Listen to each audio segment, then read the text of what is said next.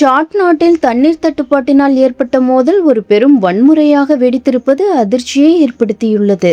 வெறும் 2 குடும்பங்களுக்கு இடையே தண்ணீர் பிடிப்பது தொடர்பாக தொடங்கிய இந்த சிறிய தகராறு மிக குறுகிய காலத்தில் அந்த பிராந்தியம் முழுவதும் பரவி ஒரு இனவாத மோதலாக உருவெடுத்தது.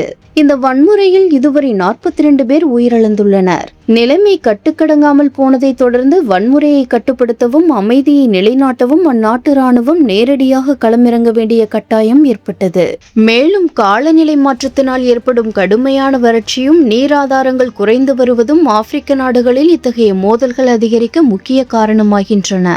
அடிப்படை தேவையான தண்ணீருக்காக மக்கள் ஒருவருக்கொருவர் கொன்று குவிக்கும் இந்த அவலநிலை உலக நாடுகளுக்கு ஒரு எச்சரிக்கையாக அமைந்துள்ளது. இந்த சம்பவத்தை தொடர்ந்து அந்த பகுதியில் பாதுகாப்பு பலப்படுத்தப்பட்டுள்ளதோடு உயிரிழந்தவர்களின் குடும்பங்களுக்கு நீதி வழங்கவும் எதிர்காலத்தில் இதுபோன்ற நீர்ப்போர்கள் ஏற்படாமல் தடுக்கவும் அரசு தீவிர நடவடிக்கைகளை மேற்கொண்டு வருகிறது.